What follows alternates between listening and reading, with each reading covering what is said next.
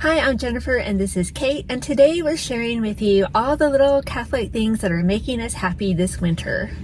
So these are different Catholic things, items, ideas, art, memes that are just making us happy day to day. And of course, we love sharing them with all of you. So let's get started. Okay, and we are going to start today with the t-shirts that we're wearing. Binge Jesus, right? We are so happy about these. We have had our eyes on these t-shirts for a while now. We were very excited to get them for Christmas, so they've definitely been making us happy. And they're from the TV show The Chosen, which, as you all know by now, we absolutely love. So they are great conversation starters because who doesn't like to talk about Jesus, right? And we should definitely all binge Jesus more. So the next thing is an article that we saw saying that they hopefully might be filming a sequel to The Passion of the Christ starting in spring 2023. So there have been rumors floating around for years, but this seems like it's going to happen. That is good news just in time for Lent. This one is called The Passion of the Christ, the Resurrection, and it will focus on those 3 days in between Jesus's death on the cross and rising from the dead. So that ought to be very interesting. And according to the article, the entire original cast, including Jim Caviezel as Jesus, are going to return. Yay, I'm so excited because I love Jim Caviezel as Happy Jesus. Remember the scene from The Passion of the Christ when he's building that table and all happy and joking around with the Blessed Mother? That was awesome. Now, aside from that, the movie is pretty intense. Well, yes, yeah, that's true. But we are up for a sequel, don't get that wrong. And most of us can remember the first time we ever saw The Passion of the Christ because it's pretty unforgettable. So let us know in the comments, where were you the first time you saw it? And we also really like this meme inspired by the movie. It helps us put our ups and downs in perspective.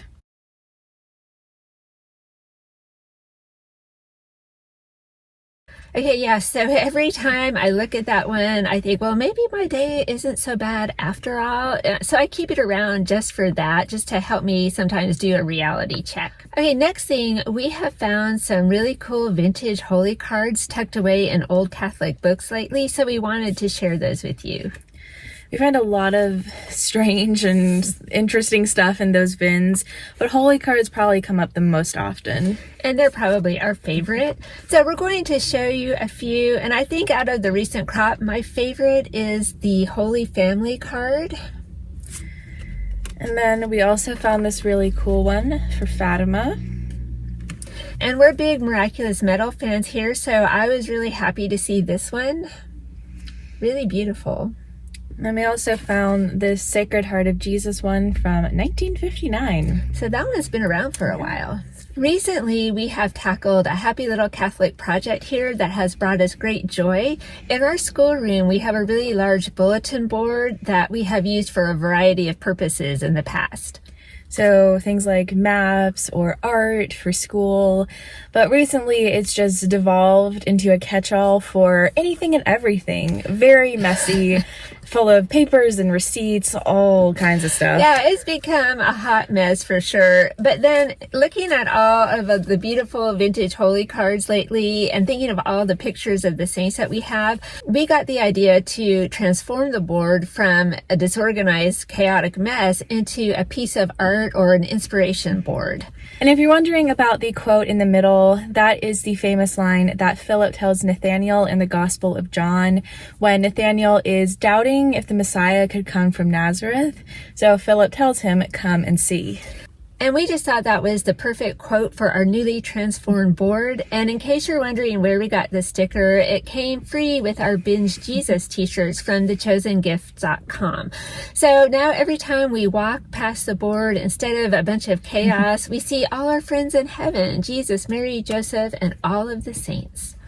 And speaking of really beautiful art, we recently saw this gorgeous picture of Mother Teresa completely made from sand. How cool is that? That is super cool. But these guys saw your Mother Teresa and raised you one living rosary. So take a look at this.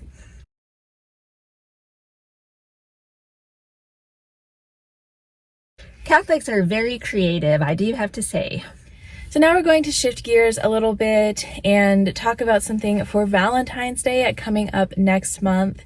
We recently saw this idea for a DIY gift bag that we really liked, and we think it would be great for a Valentine's Day card or for a little treat for someone you love.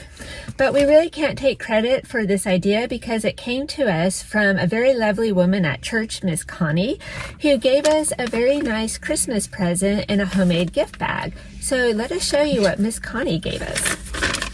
Okay. So she hand quilted this little pot holder. That was so awesome. So thank you, Miss Connie, for that. So when we saw this idea, we decided to just take it and run with it. It literally takes like a minute to sew up the bag out of scrapbook paper or brown paper or even a grocery bag. Yeah, you can use up all the old scrap paper that you have lying around the house if you're that kind of person, which apparently we are. So there you go. So we're going to take a minute and show you how to make this.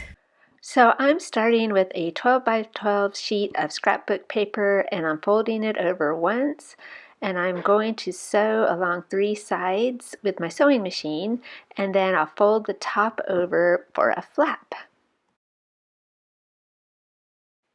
So here I go. It is a super easy, quick job. I'm literally sewing 3 straight lines to make this bag, and if you've never sewn on your machine with paper before, it is pretty fun. Now I'm just punching a couple of holes in the top so I can thread a ribbon through, and that's going to tie and keep the bag closed. So now if you're looking for ideas of what to put in the bag, you could put different types of tea in there. You could put hot chocolate. That's good this time of year. You could also put regular chocolate, good any time of year. And you could also put microwave popcorn in there. Also a hat you could fold up and fit in there. That's fun for the winter. I'm going to load up this bag, however, with chocolate because yes, chocolate is my favorite, and I would love to get this as a gift on Valentine's Day. Kate doesn't know what's in here, so it's going to be a surprise for her.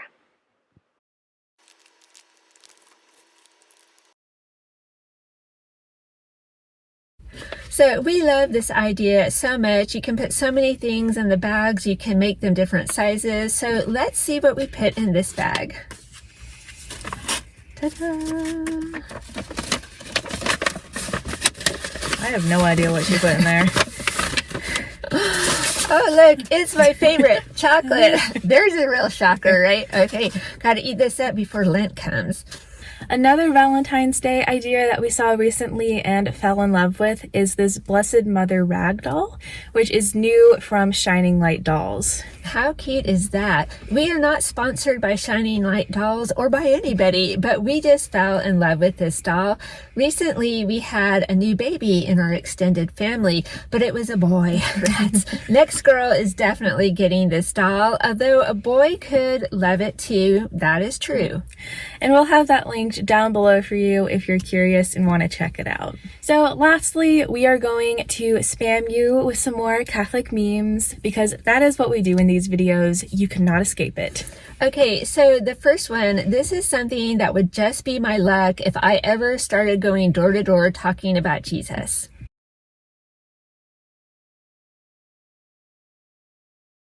And then we love this meme from CatholicMemes.com.